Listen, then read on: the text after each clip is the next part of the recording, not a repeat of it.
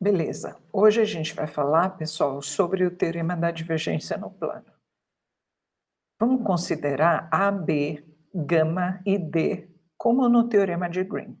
Ou seja, o D é uma região plana, limitada por uma união finita de regiões simples, e cada uma dessas regiões simples tem fronteira constituída de curva suave por partes. Vamos considerar o A e o B como funções de classe C1 e vamos considerar que o gama é fronteira do D. Mas, além disso, nós vamos considerar que a gama é uma curva regular, ou seja, que a derivada não se anula em nenhum ponto do intervalo onde ela está definida.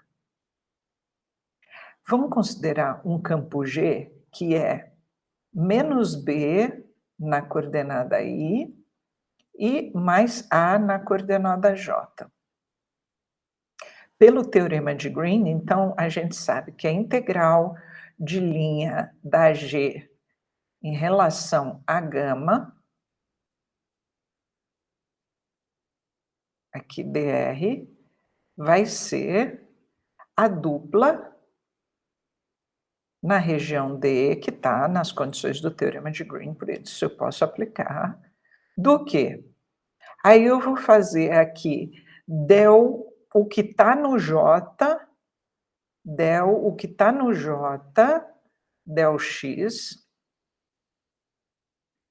e o que está no J é o A, menos del y do que está no I. Então, eu vou fazer del y do que está no I. E o que está no I é o quê? É menos B. Menos B. Isso aqui dx dy. Dx dy. Ficou apertado. Com esse menos fica mais.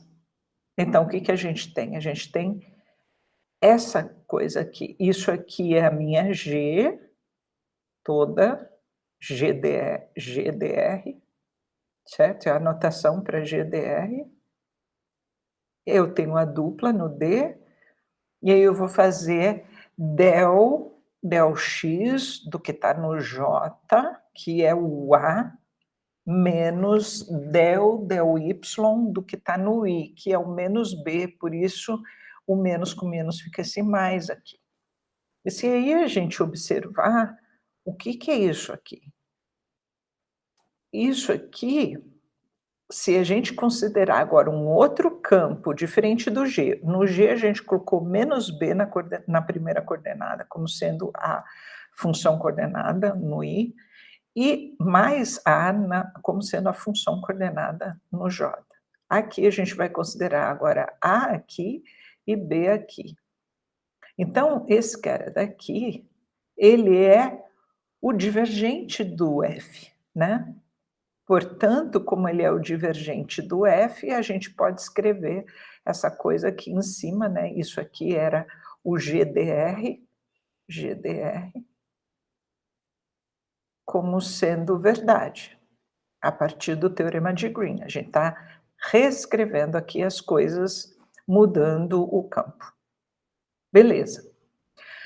Por outro lado, a gente já viu na parte de integral de linha com respeito ao comprimento de curva, que uma integral de linha ela pode ser escrita dessa forma, onde o t é tangente unitário, um vetor tangente unitário, tá? E esse ds, então, indica que a gente está fazendo a integral de linha com respeito ao comprimento de curva. Beleza. Com isso, então, em vez de integral de GDR, a gente vai colocar isso aqui na nossa igualdade do slide anterior, e teremos essa igualdade. Tá bom. Agora vamos considerar AB como sendo um vetor normal, unitário, que está apontando para fora da região D. A gente sabe que o T que é menos BA, ele é tangente à região D, e ele está deixando o D à esquerda. E vamos pensar o seguinte, eu vou fazer um desenho aqui. Se o meu D for assim, e o meu AB for um vetor normal aqui, o Nzinho, que está apontando para fora da região D, vou pegar esse Nzinho e vou colocar aqui em coordenadas aqui. Vou pegar outro representante da classe de equipolência, aqui I, e aqui J. Vou pegar ele aqui, mais ou menos assim, né. Então eu vou ter aqui, isso aqui é A, que é a coordenada em I, e essa quantidade aqui é B, que é a coordenada em J. Beleza, esse é o nosso vetor Ninho normal ali. Agora, eu vou considerar esse vetor T aqui. Eu vou pegar a quantidade menos B, ó, se B é essa quantidade aqui, eu vou colocar a quantidade menos B na coordenada I. Então, menos B é por aqui, ó, menos B, no I. E vou colocar A no J, na segunda coordenada. Então, vou pegar esse tamanho aqui, eu vou colocar aqui, eu devia ter feito um pouquinho maior. Esse meu J aqui, suponhamos que seja aqui o A, tá quase. Então, eu obtenho esse vetor aqui, que é o vetor T. E eu fazendo direitinho, o vetor T é ortogonal ao vetor N, né. A gente tem aqui, ó, o AB, se você faz AB escalar menos BA, vai dar 0, certo? Então, eles são ortogonais. Então, escalar com menos BA é 0. Você vai fazer a primeira coordenada vezes a primeira, mais a segunda vezes a segunda, e isso dá 0. Ok? E esse nosso aqui, agora nós vamos voltar e pegar outro representante na classe de equipolência e colocar aqui o nosso T, ó. O nosso T está tangente aqui ao D, deixando o D à esquerda, tá? Região D à esquerda, quando você se vê caminhando sobre a curva no sentido anti-horário. Ok. O que a gente tem então? O nosso campo inicial que a gente pegou era menos B no I e A no J. Depois a gente pegou um campo que é A no I e B no J. E aí a gente observa o seguinte, o G pelo T é menos B, A, e o T é menos Bzinho, Azinho, então fazendo o primeiro pelo primeiro, mais o segundo pelo segundo, a gente obtém isso aqui, que é exatamente o F escalar o N. Beleza? Então, no lugar do G e do T, eu vou trocar pelo F pelo N. Então, naquela minha igualdade, em vez de colocar G e T aqui, eu vou colocar o F e o N, e continuo com div aqui. Portanto, isso aqui é a igualdade do teorema da divergência que vocês viram, veio a partir do teorema de Green e a gente pensando como é que pode reescrever. Eu vou chamar essa integral aqui de fluxo ou vazão do campo F, tá? Através da gama, da curva gama, na direção normal a gama, na direção normal exterior, tá bom? Então, formalizando tudo isso, vou considerar um D, uma região no R2, fechada, limitada, com fronteira, que é formada por um número finito de curvas simples, fechadas, C1 por partes, 2 a 2 disjuntas, orientadas no sentido anti-horário. Vou considerar um campo vetorial de classe C1 num aberto que contém esse D e é dado dessa forma, A e B. A na coordenada I e a função componente do Fão é B na componente J. Vou considerar um N, um vetor normal unitário exterior a D. Então, vale essa igualdade. A integral de linha na fronteira do F, na fronteira do D, desculpa, é o F pela normal, e aqui dá a dupla do D e o divergente aqui. Lembrando que divergente, ele sempre é um escalar, né? Beleza. O nosso primeiro exemplo pede para calcular o fluxo, que é essa integral aqui. Opa! Do fluido em escoamento, cujo campo de velocidades é dado por esse, um campo bidimensional aqui. A curva C é a união da C1 com a C2, em que a C1 é semicírculo de raio 2, centrado na origem, contido no semiplano, com y maior ou igual a zero, percorrida no sentido anti-horário. E a C2 é o segmento de reta que vai de menos 2, 0 até 2, 0. Então, eu posso fazer um desenho aqui, com o y sendo esse eixo, e o x, o y está torto. Ixi. O x sendo esse eixo aqui, onde aqui é 2, aqui é menos 2,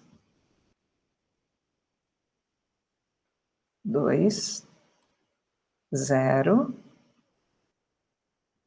Eu estou caminhando no sentido anti-horário, então percorrendo esse semicírculo aqui no sentido anti-horário e também a semirreta no sentido anti-horário. Esse semicírculo é a curva C1 e essa semirreta é a curva C2. Eu vou considerar para o nosso teorema da divergência essa região D, cuja fronteira é C1 unida com C2, tá? Também precisamos considerar vetores normais exteriores. A curva C1, conforme a partícula se move, a normal muda, né? Olha aqui. E também quando a partícula se move pela semirreta, tá? A normal é essa aqui. Ok. A gente vai, então, falar que a gente tem um vetor unitário normal, a curva como um todo, que aponta para o exterior da região D, que é o nosso semicírculo de raio 2, tá? Centro na origem, na parte do y positivo, como eu tinha desenhado antes. Então, a integral de linha sobre a C vai ser integral de linha sobre a C1 mais a C2, porque a C é a união do C1 com C2. É C1 unido com C2.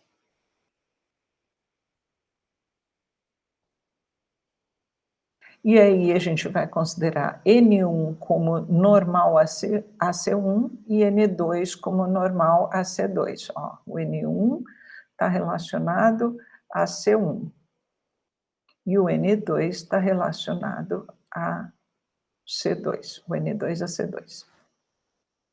Beleza. Uma parametrização da C1 é 2 cosseno, 2 seno, para o ângulo variando de 0 a π, porque eu estou só com a parte de y maior ou igual a zero. E aqui, começando com cosseno, depois com seno, já está andando no sentido anti-horário. A derivada da C1 é essa C1' aqui, que, portanto, então, é x1', y1', e eu derivo o cosseno da menos seno, derivo o seno da cosseno. A gente sabe que a C1', ela é tangente a C1. Em cada tempo t, a C1' é o vetor tangente à curva C1.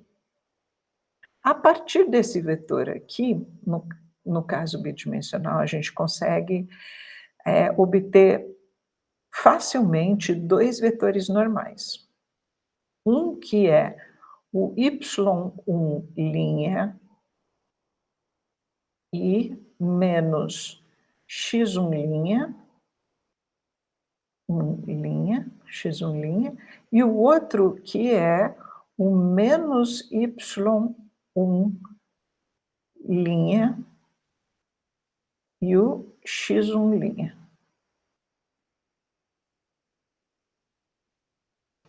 Olha aqui, a gente tem o seguinte, esse vetor aqui, quando você faz y' por x1' menos x1' por y' dá zero, eles são ortogonais, e esse também.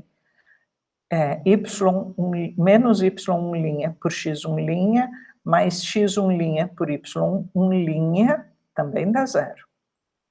Qual é a nossa situação? Nós estamos, então, com aquele nosso semicírculo, onde a gente tem o C1' tangente à curva, e a gente tem uma possível normal aqui e uma aqui.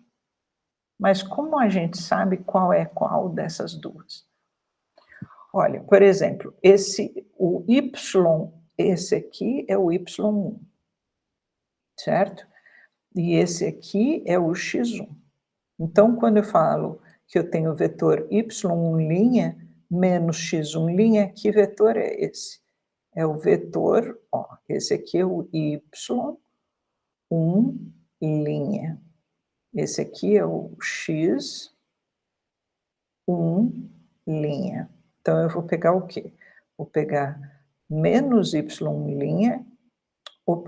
y', que é 2 cosseno de t, 2 cosseno de t, e vou pegar menos x1', que então é 2 seno.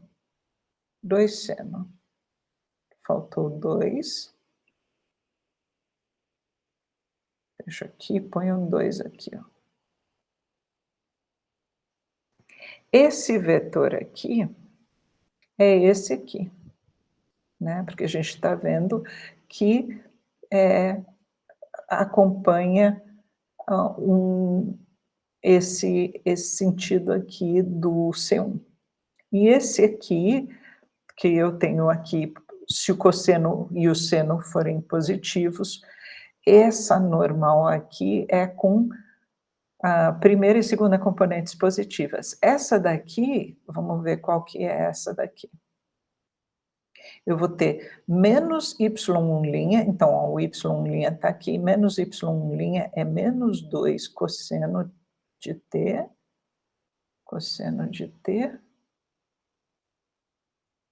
e x1', que é menos 2 seno de t. Menos 2 seno de t.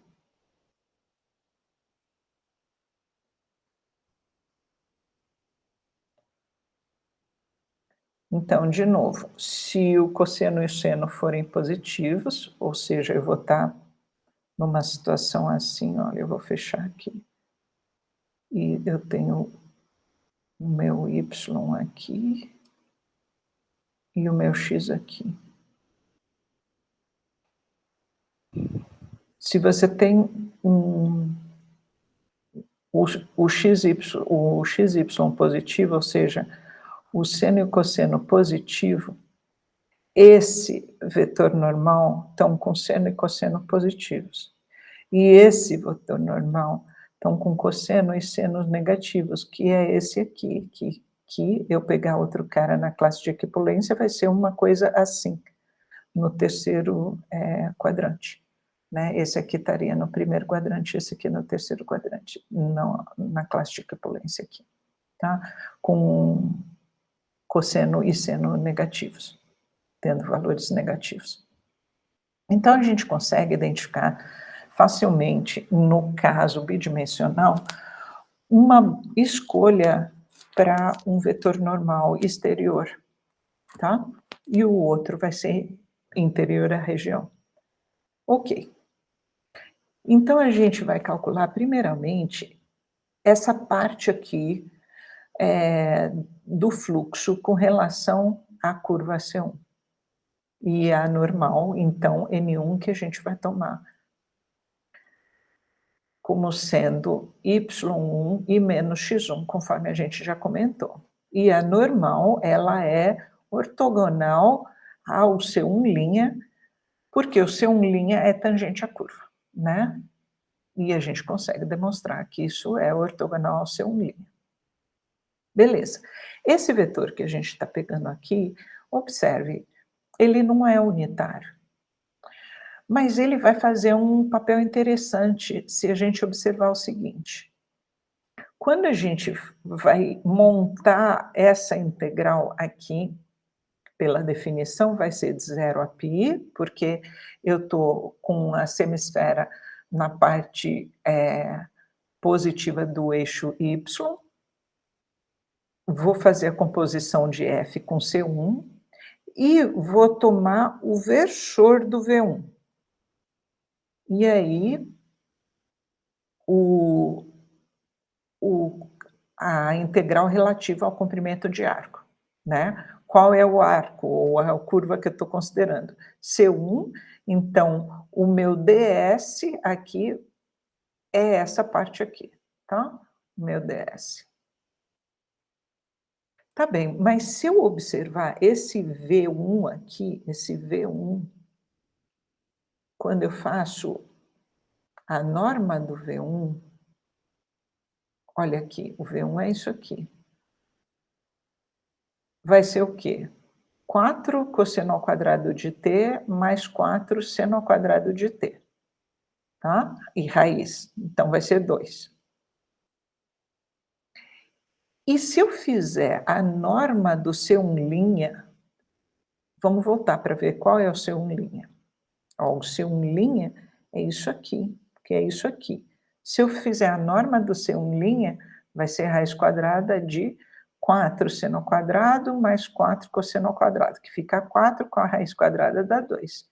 Então, da mesma norma, a norma do V1' é igual a 2, que é a norma do C1'. C1'.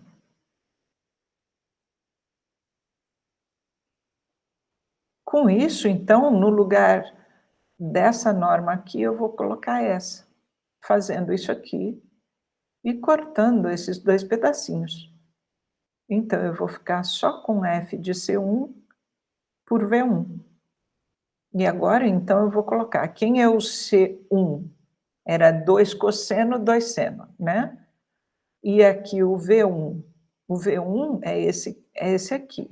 Só que eu tenho que compor aqui, o F é esse campo com e elevado a y². Então, se eu for resolver fazer essa integral, eu vou ter muito trabalho para resolvê-lo, tá. Vai ser essa integral aqui que, compondo com SF, é difícil de calcular, não é uma integral simples. Então, nós vamos tentar fazer de outra forma, não dessa forma direta, mas vamos tentar resolver pelo teorema da divergência. A gente sabe que pelo teorema da divergência, que pode ser aplicado na nossa região, a integral de linha na fronteira do D é essa dupla no D aqui, com respeito ao divergente de F. Tá bem, o F é dado dessa forma. Então, o divergente do f é, eu derivo a primeira coordenada do campo em relação a x, somo com a derivada da segunda parte da segunda coordenada em relação a y. Na primeira coordenada em relação a x, eu vou ter 1, depois 2y e 0 aqui. E a derivada dessa em relação a y é menos 1. Então, eu vou ficar com, ó, esse aqui desaparece com esse, fico só com 2y. Então, eu fiquei com um div bem fácil, que é 2y. Beleza, então eu vou calcular a integral dupla do div de f. E como eu tenho uma semicircunferência, eu vou usar coordenadas polares, que fica mais fácil da gente calcular a integral dupla. Então, eu tenho 2 no lugar do y, eu vou colocar a coordenada que é no y, quando eu faço em coordenadas polares, que transformação que eu vou usar? Eu vou usar uma transformação de RT, que vai fazer o seguinte, vai ser 2, desculpa, R, aqui, R cosseno T, e na segunda coordenada, R seno T. Seno T.